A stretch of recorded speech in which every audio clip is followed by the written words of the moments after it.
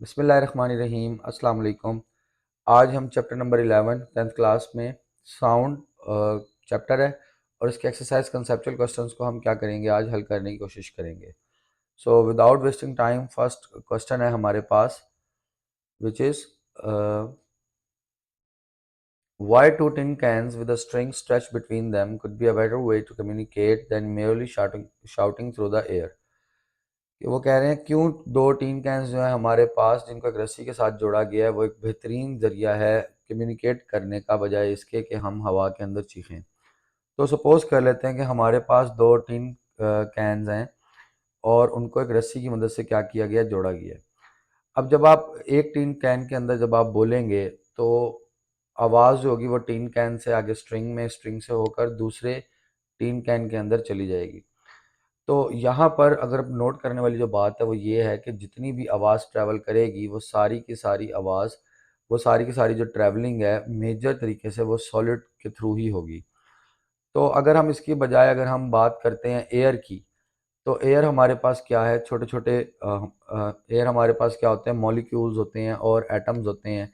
और जब आप एयर के अंदर बोलते हैं तो हवा के अंदर जब आप बोलते हैं तो इनके पार्टिकल्स एक दूसरे से क्या होते हैं, बहुत ज़्यादा दूर होते हैं, जिसकी वजह से कम पार्टिकल्स क्या करते हैं, वाइब्रेट कर पाते हैं, जिसकी वजह से आपकी आवाज़ बनती तो ज़रूर है लेकिन आपकी आवाज़ ज़्यादा दूर तक जा नहीं पाती।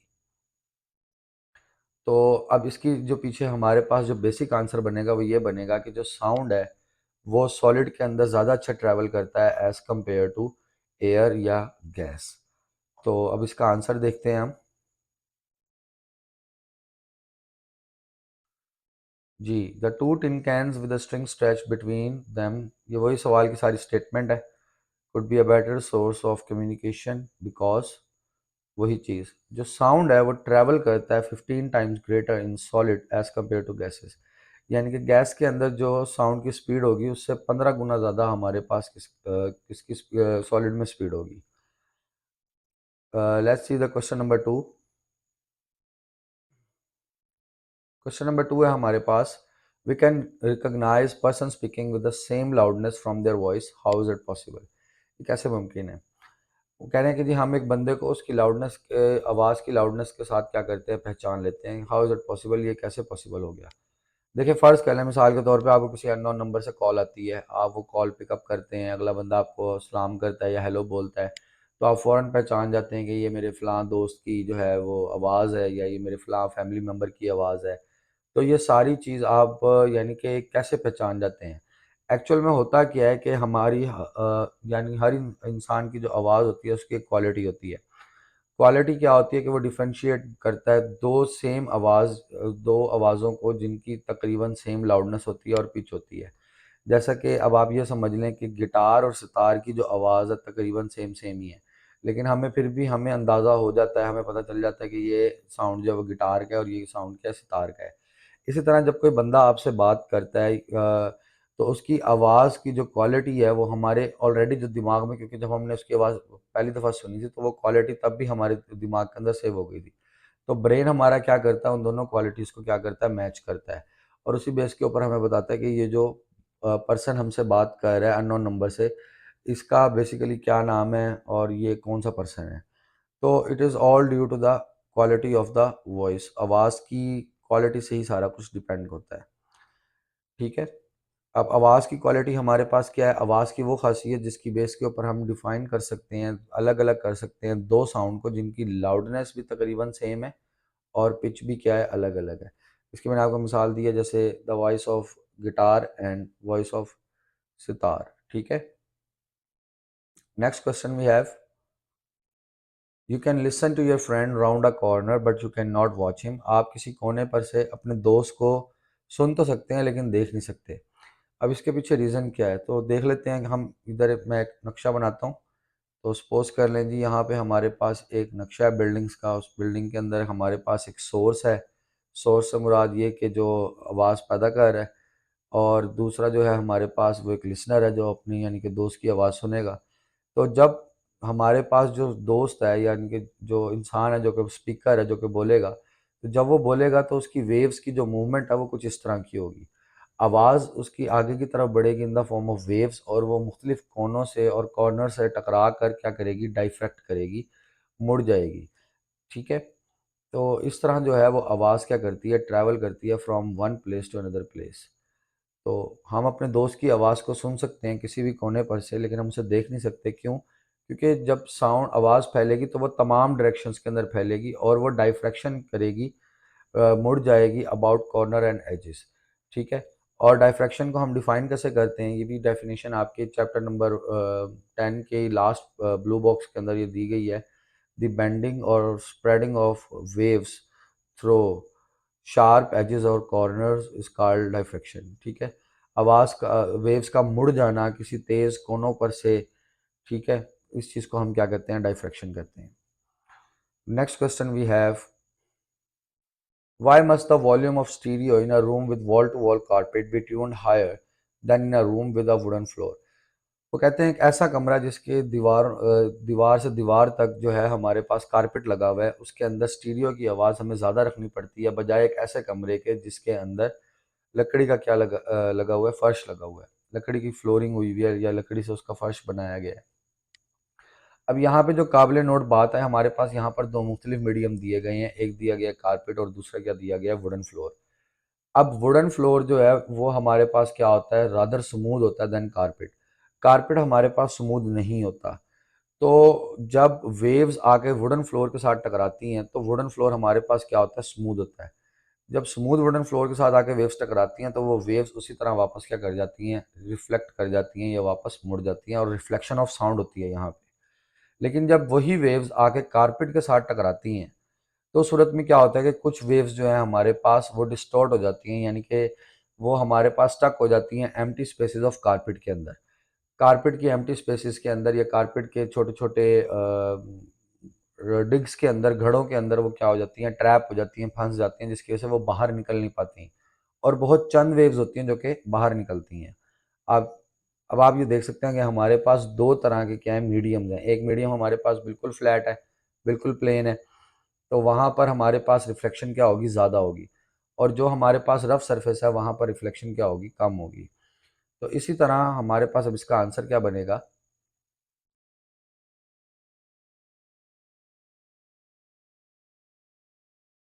जो साउंड है हमारे पास वो कम रिफ्लेक्ट होता है एक ऐसी सरफेस से जो कि क्या होगी, रफ होगी और पोरस होगी। पोरस से मुराद ये कि जिसके अंदर मसाम होंगे, खाली जगह मौजूद होगी।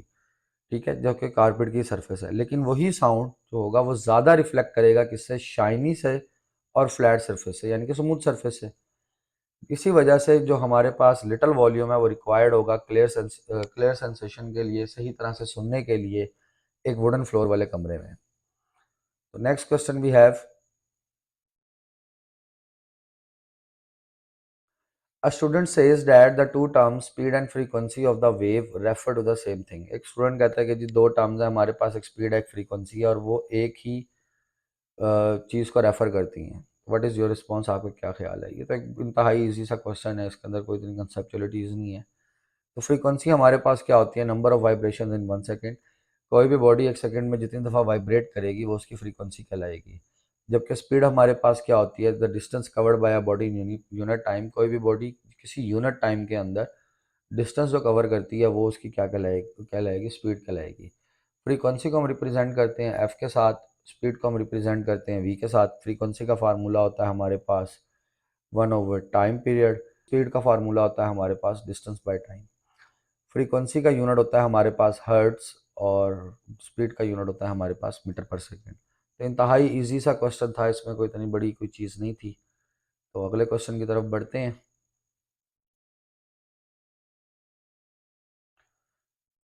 To people are listening to same music at same distance. दो लोग हैं वो एक ही म्यूजिक को सुन रहे हैं और एक ही डिस्टेंस पर बैठे हुए हैं, मतलब साथ साथ डिस्टेंस पर मौजूद, साथ साथ बैठे हुए हैं या एक ही डिस्टेंस पर मौजूद है। There are disagree on its loudness. वो इसकी लाउडनेस के ऊपर मुत्तफिक नहीं है। Explain how could this happen. तो बताएं ऐसा क्या क्यों हो सकता है। अब ये देखें जी, फॉर मिसाल के तौर पे जी हमारे पास एक बंदा है जिसको, जो कि सेम एक ऑब्जेक्ट से या सोर्स से या म्यूज़िक से क्या है, एक सेम फासले पर है, लेकिन उसको उस म्यूज़िक की आवाज़ क्या लग रही है, बहुत ज़्यादा ऊंची लग रही है। और उसी के साथ एक और बंदा बैठा हुआ है जो जिसको उसी म्यूजिक की आवाज जो है वो बहुत कम लग रही है और वो ध्यान लगा के उसको सुनने की कोशिश कर रहा है। अब म्यूजिक जो है वो तो एक ही, क्योंकि एक ही डिस्टेंस पे चल रहा है, तो उसकी तो लाउडनेस जो है वो तो बिल्कुल एक ही है। तो फिर क्यों हो रहा है, क्यों ऐसा हो रहा है कि एक इंसान को वो म्यूजिक जो है वो बहुत ज़्यादा ऊंचा सुनाई दे रहा है और दूसरे को जो म्यूजिक है वो बहुत कम सुनाई दे रहा है, जबकि म्यूजिक तो एक ही वॉल्यूम पे चल रहा है। तो इसका साफ सुथरा रीज़न क्या है कि ज़रूरी नहीं है कि हर बार ऑपरेटर्स में गलती हो, बाज़ औक़ात आपके कान भी ख़राब हो सकते हैं। तो लाउडनेस ऑफ साउंड का एक चौथा फैक्टर भी है और वो हमारे पास क्या है, फिजिकल कंडीशन ऑफ एयर्स, कि आपकी जो कान है वो उसकी फिजिकल कंडीशन कितनी ज़्यादा हद तक बेहतर है। अगर आपके कान ज़्यादा सेंसिटिव हैं, फिजिकल कंडीशन बहुत बेहतर है, तो वो थोड़े से थोड़े साउंड को भी क्या करेगा, सेंस करेगा। लेकिन अगर आपके कान की फिजिकल कंडीशन बहुत बुरी है तो वो आपको छोटा साउंड तो बहुत दूर की बात, वो बड़े साउंड को भी क्या करेगा, एक लो करके या फेंट करके, मध्यम करके आपको क्या करेगा, सुनाएगा। So loudness of sound also depends upon the physical condition of ears. Loudness जो है वो डिपेंड करती है फिजिकल कंडीशन ऑफ ईयर्स पे, कानों की फिजिकल कंडीशन पे। एक साउंड जो है वो उस इंसान को लाउडर महसूस होगा जिसके कान क्या होंगे, ज़्यादा सेंसिटिव होंगे, और किसकी निस्बत, और एक इंसान जिसके कान बिल्कुल ख़राब होंगे, डिफेक्टिव होंगे, उसको वो साउंड जो होगा वो कम लाउडनेस वाला सुनाई देगा। A sound appears louder to a person with a sensitive ears एक than to a person with defective ear। एक इंसान को आवाज़ जो है वो ऊंची जो सुनाई देगी जिसके कान क्या होंगे, सेंसिटिव होंगे, हसास होंगे, बजाय उस आदमी के जिसके कानों में क्या है, नुक्स मौजूद है, या जिसके कान क्या है, ख़राब है हमारे पास। तो ये छोटा सा ही आंसर था। तो अगला क्वेश्चन नंबर 7 है हमारे पास, is there any difference between echo and reflection of sound. अब आपको मैं ऑनेस्टली इस बात के ऊपर जवाब देना चाहूँगा कि मैंने मुख्तलिफ़ किस्म की गाइड्स और आइनों के अंदर रिसर्च की है, और यहाँ पर ना मुझे मुख्तलिफ़ किस्म के आंसर्स मिले हैं। अब कुछ लोग जो हैं वो इसका आंसर नो लिखवाते हैं, कुछ लोग हैं वो इसका आंसर यस लिखवाते हैं। लेकिन टेक्निकली देखा जाए और बाकी सारी चीज़ों को फैक्टर देखा जाए, तो अगर सवाल के सेंस को देखा जाए तो उन्होंने कहा कि कोई difference, is there any difference, any का मतलब कोई डिफरेंस मौजूद है इको रिफ्लेक्शन ऑफ साउंड में। तो यहाँ पर ना हमें बड़े अहम तरीके के साथ बात को समझना पड़ेगा। तो सबसे पहले तो हम ये देखते हैं कि इको और रिफ्लेक्शन ऑफ साउंड होती क्या है। तो फर्ज कर लें कि जी हमारे पास एक हॉल है, ऑडिटोरियम है, जिसके अंदर हमारे पास एक सिंगर मौजूद है। ठीक है जी, बना नहीं सकता था सिंगर, इस तरह ड्राइंग करना ज़रा ज़्यादा बुरी बात है। झूठ बोल रहा है। और वैसे भी बुरी बात को तो दूर की बात, मुझे ड्राइंग बनानी भी नहीं आती इतनी। अब आए ना लाइन पे। तो ये हमारे पास एक स्पीकर है और दूसरा हमारे पास क्या है, ऑडियंस है। तो अब पहले हम देखते हैं कि रिफ्लेक्शन ऑफ साउंड क्या होती है। अब क्योंकि जब भी इंसान कोई बोलता तो उसकी आवाज़ जो है वो चारों तरफ फैलती है, आगे पीछे दाएं बाएं ऊपर नीचे, यानी कि हर डायरेक्शन के अंदर आवाज़ क्या होती है, फैल जाती है उसकी। तो उस सूरत में ये देखें, ये हमारे पास उसकी आवाज़ क्या होती है, हर जगह हर डायरेक्शन के अंदर फैल जाती है। अब मैं यहाँ से सिर्फ दो वेव्स को या दो डायरेक्शंस को क्या करूँगा, फोकस करूँगा।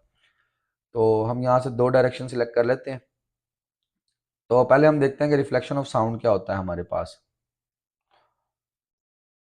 ये वेव गई, जाके टकराई, और टकराने के बाद लिसनर तक पहुंच गई।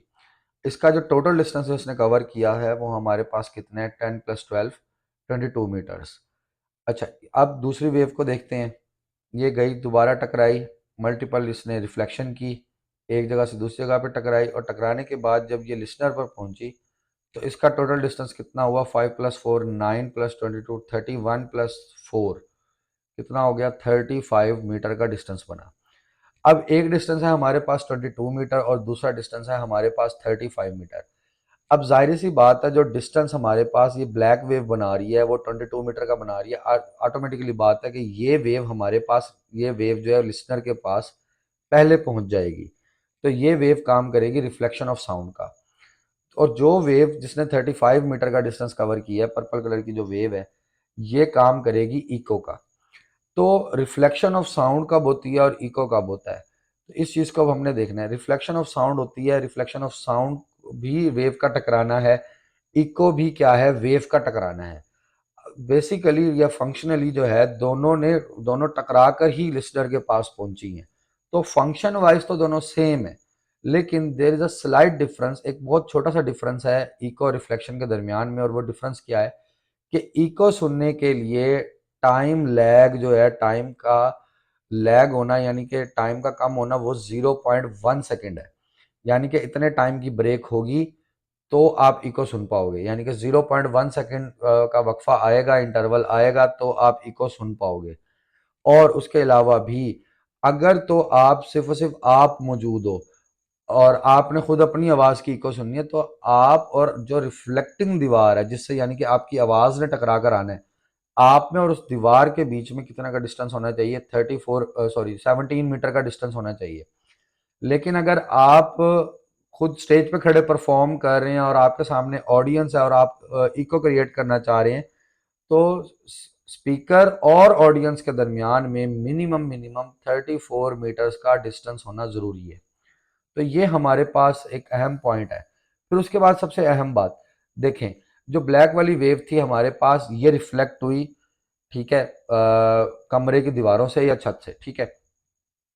पर्पल वाली वेव भी हमारे पास क्या हुई है, वो भी रिफ्लेक्ट हुई है। लेकिन पर्पल वाली वेव ने इको क्रिएट किया है, ब्लैक वाली वेव ने हमारे पास इको क्रिएट नहीं किया। सो ऑन दिस बेसिस यहाँ पर अब देखा जाए तो दोनों वेव्स ने बेसिकली किया रिफ्लेक्ट है, लेकिन एक ने इको क्रिएट किया और एक ने इको क्रिएट नहीं किया। तो यहाँ से हम इस कंक्लूजन पे भी पहुंच सकते हैं कि हर इको जो है वो रिफ्लेक्शन ऑफ साउंड होती है, लेकिन हर रिफ्लेक्शन ऑफ साउंड इको नहीं होती। ठीक है, तो अब हम देखते हैं, अपना कंक्लूजन निकालते हैं यहाँ पे। Functionally there is no difference between them, function wise तो कोई डिफरेंस नहीं है दोनों के दरमियान, दोनों ने एक जैसा काम किया है। लेकिन इको सुनने के लिए आपको 0.1 सेकेंड तक इंतजार करना पड़ेगा, और इंतजार भी तभी करोगे आप जब डिस्टेंस दोनों के दरमियान यानी कि लिसनर और स्पीकर के दरमियान डिस्टेंस कितना होना चाहिए, 34 मीटर का होना चाहिए। या अगर आप खुद ही खड़े हैं तो आप में और रिफ्लेक्टिंग दीवार में, यानी कि जहाँ जिस दीवार से आवाज़ ने टकरा कर वापस आना है, आप में और उस दीवार में मिनिमम 17 मीटर का डिस्टेंस होना चाहिए। फिर उसके बाद every eco is reflection of sound, her eco जो है वो हमारे पास रिफ्लेक्शन ऑफ साउंड है, लेकिन हर रिफ्लेक्शन ऑफ साउंड हमारे पास इको नहीं बनती। तो ये था यहाँ पे सबसे ज़्यादा जो है एक शॉर्ट स्टेटमेंट और इंतहाई वाकई जिसके ऊपर कह सकते हैं कि जिसके इस क्वेश्चन के ऊपर एक बड़ी बहस छिड़ी हुई है, हालांकि इतनी बहस वाली बात नहीं है। तो ये फंक्शनली तो इनका डिफरेंस, फंक्शन वाइज इनका डिफरेंस जो है वो कोई नहीं है। हाँ, लेकिन इनकी प्रॉपर्टीज वाइज इनका एक डिफरेंस जो है वो मौजूद है, और वो आपके सामने मैंने रख दिया है। नेक्स्ट क्वेश्चन की तरफ बढ़ते हैं। Next question is, will two separate 50 decibel sound together constitute a 100 decibel sound? क्या दो 50 डेसिबल वाले साउंड इंटेंसिटी लेवल वाले जो साउंड है वो आपस में मिलकर 100 डेसिबल का साउंड बना सकते हैं? तो इसके ऊपर बहस करते हैं। सपोज कर लेते हैं, मैंने आपको पहले ही कहा था कि मुझे नहीं बनानी आती, ये बड़ी मुश्किल से मैंने बनाई है, यकीन कर लें। मतलब मैंने यहाँ पर डिवेलपर्स बुलाए हैं, ग्राफिक डेवलपर्स बुलाए हैं, माइक्रोसॉफ्ट और एप्पल और स्टीव जॉब्स वगैरह को मैंने बुलाया था, तो उन्होंने मुझे इतनी बड़ी मुश्किल ड्राइंग बना कर दी है। चल झूठा। तो फर्ज कर लें कि ये आप हैं, मैं नहीं हूँ, आप हैं, ठीक है, शर्म करें। फर्ज कर लें कि ये आप हैं और आपने अपने एक कान में क्या किया हुआ है, हेडफोन लगाया हुआ है। अब जब आपने एक कान में हेडफोन लगाया हुआ है तो ऑटोमेटिकली उसकी लाउडनेस क्या होगी, हमारे पास कम होगी। ठीक है, जब लाउडनेस कम होगी तो साउंड इंटेंसिटी लेवल भी हमारे पास क्या होगा, वो भी कम होगा, ऑटोमेटिक बात है। तो अब हमारे पास जब साउंड इंटेंसिटी लेवल कम होगा तो ये हमारे पास, फर्ज कर लें कि एक कान में क्या आ रहा है, 50 डेसिबल का साउंड आ रहा है।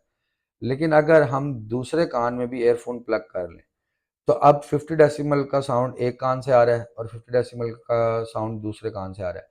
अब यहाँ पर आप ये चीज़ गौर करें कि 50 डेसिबल प्लस 50 डेसिबल, अब आपके कानों के अंदर जो साउंड इंटेंसिटी का जो लेवल है वो क्या हो गया, बढ़ गया। ठीक है, आवाज़ की लाउडनेस भी बढ़ गई, आवाज़ की इंटेंसिटी में भी क्या हो गया, इजाफा हो गया। किस वजह से कि दो 50 डीबी के जो साउंड्स थे वो आपस में आके मिल गए। अच्छा चलें, अगर हम हेडफोन की बात नहीं करते, हम बात करते हैं कि जी आम स्टीरियो स्पीकर्स की भी बात करते हैं, तो हमारे पास वो भी दो या दो से ज़्यादा होते हैं।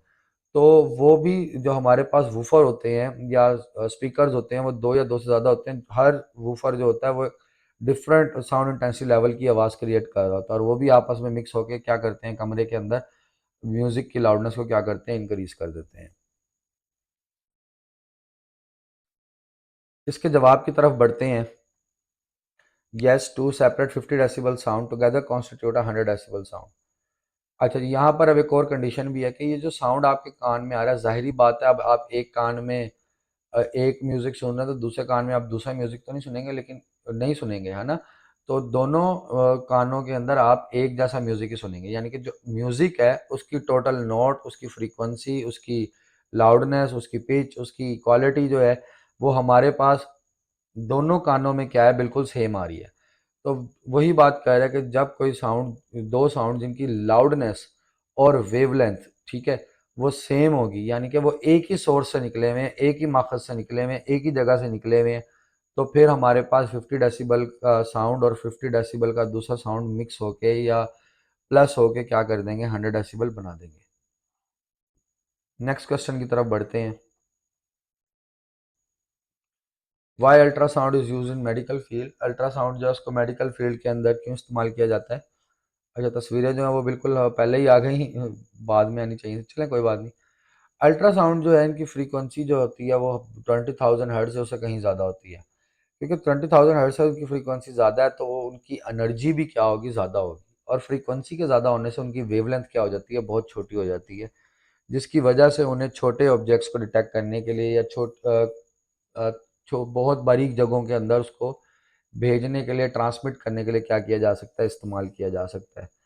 तो अब और इसके साथ साथ इसको इस्तेमाल किया जा सकता है ब्लड को, क्लॉट्स को रिमूव करने के लिए, ब्लड वेसल्स में से, खून की नालियों में से क्लॉटिंग को रोकने के लिए, उसके अलावा थायराइड ग्लैंड की ट्रीटमेंट और डायग्नोस के लिए, उसके अलावा हमारी बॉडी के किसी भी ऑर्गन की डायग्नोस के लिए या ट्रीटमेंट के लिए इस्तेमाल किया जा सकता है। मिसाल के तौर पे अल्लाह ना करे किसी बंदे की किडनी के अंदर स्टोन बन जाता है, तो स्टोन का सारा जायज़ा लेने के लिए हम क्या करते हैं, अल्ट्रासाउंड का इस्तेमाल करते हैं।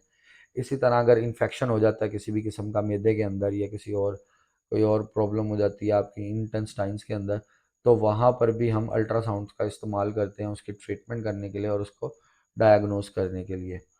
तो हमारे पास अब इसका आंसर होगा ultrasound carry more energy. Ultrasound की एनर्जी बहुत ज़्यादा होती है और फ्रीक्वेंसी क्या होती है, बहुत हाई होती है, जिसकी वजह से इनकी वेवलेंथ क्या हो जाती है, थोड़ी हो जाती है, v is equal to F lambda की वजह से। और पावरफुल अल्ट्रासाउंड को हम इस्तेमाल करते हैं ब्लड क्लॉट्स को रिमूव करने के लिए, थायराइड ग्लैंड्स की पिक्चर्स लेने के लिए, और जिस्म के दूसरे ऑर्गन्स को डायग्नोस करने के लिए और मुख्तलिफ बीमारियों को देखने के लिए। सो ये थे हमारे पास क्वेश्चन चैप्टर नंबर 10, और इस चैप्टर का नाम है हमारे पास साउंड।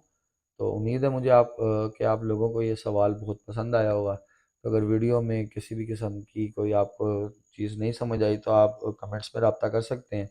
आज के लिए फिलहाल इतना ही। आपकी तरह मैं भी मायूस हूँ, लेकिन उम्मीद पर दुनिया कायम है। दिल दुखा है लेकिन टूटा तो नहीं है, और उम्मीद का दामन छूटा तो नहीं है।